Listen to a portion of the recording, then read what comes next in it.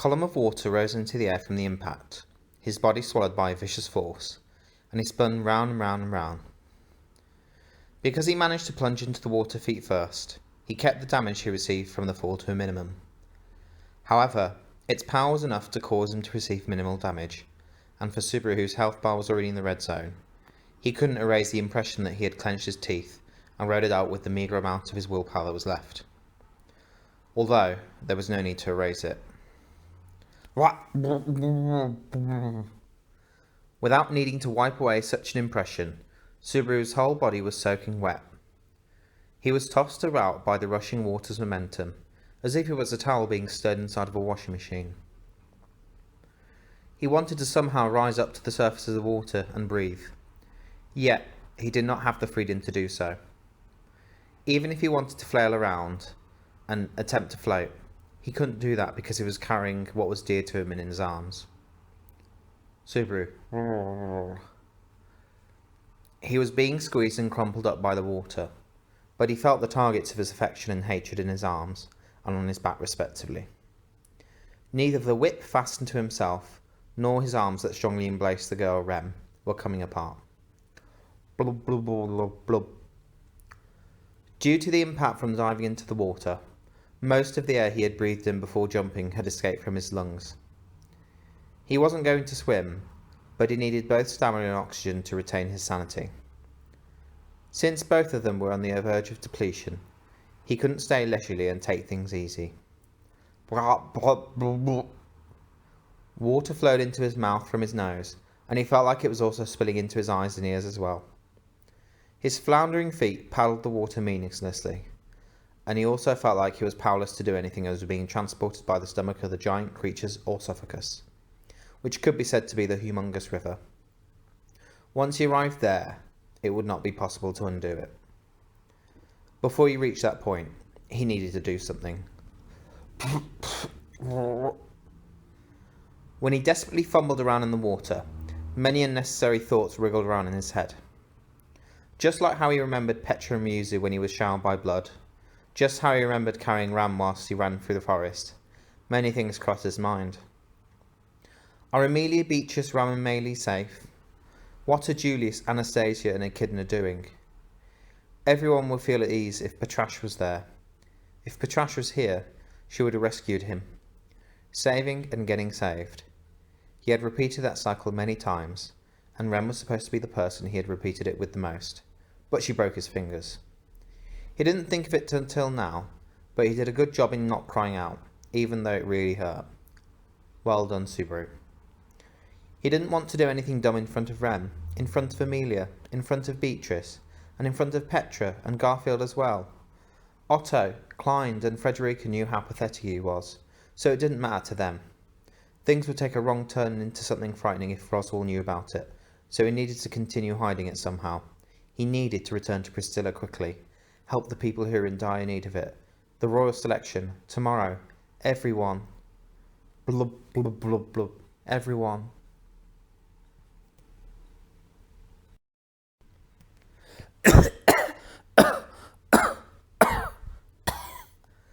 Reaching his hand out with all his might, Subaru pulled himself close to the branch he managed to grab onto. He took a hold of it with his left hand, and excruciating pain shot through his 3 crippled fingers, but he wasn't bothered by it. His whole body was chilled to the bone, and his senses were distant and dull. There was a possibility that instead of 3 fingers, every finger on his left hand was broken, but he had little to no interest in that matter. He broke out into a coughing fit, vomiting large amounts of water that had filled his stomach. While doing so, he was able to draw the heaviness in his right arm closer to himself, making it so her face appeared above the surface of the water. Staring at her unconscious face from the side, he rushed to crawl up the bank, relying on the branch. On the bank he finally made it to, he left it to his nausea to make him spew out enormous volumes of water, and then, fighting the sensation of having water left inside his body still, he laid the girl he dragged out of the water onto the ground. Bringing his ear near her mouth, he checked her breathing. There wasn't a reaction. He bit his lip, pushing against her chest area with force, carrying out CPR on her. However, she didn't come back to life. Right as he bent over, his face coming near her as he wondered if he should perform artificial respiration, she threw up some water along with a small cough. Tilting her face to the side, Subaru let her expel the water from her body. Ha, ha. Enduring the fatigue that spread across his entire body, he unfastened the whip he tied against himself, lowering the weight on his back. Perhaps the fact that she was unconscious from the beginning proved to be fortunate, as the lowered weight was letting out weak breaths. That meant everyone was safe. Everyone's safe. His head swayed side to side in midst of his dizziness, and he collapsed on the spot. He thought he had to somehow leave the bank and at least hide in the thickets and the bushes, but his body wasn't listening to him at all. His stamina had been completely emptied. Unable to move a single finger, his consciousness gradually fell deep into the darkness, as if he was being trapped in an antlion's pit, descending into the dark, obscure world, forever and ever. What he wished for before he passed out was for neither the hunter nor the snake, but for someone else too. Please, save Rem. There was only one wish, for someone to at least save Rem, even if it was just her.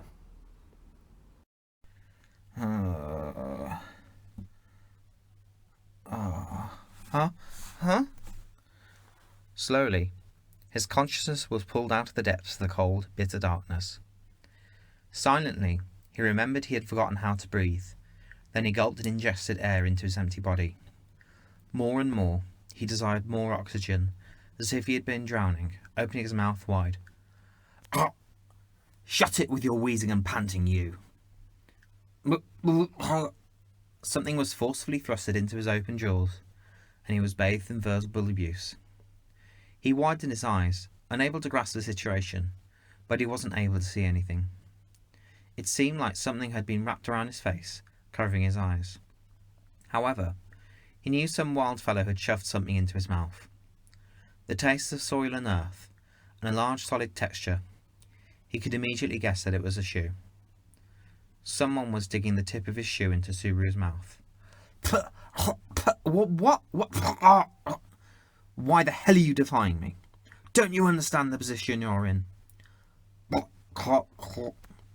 Subaru was struck in his solar plexus with a good hard kick, delivered by the tip of the man's shoe.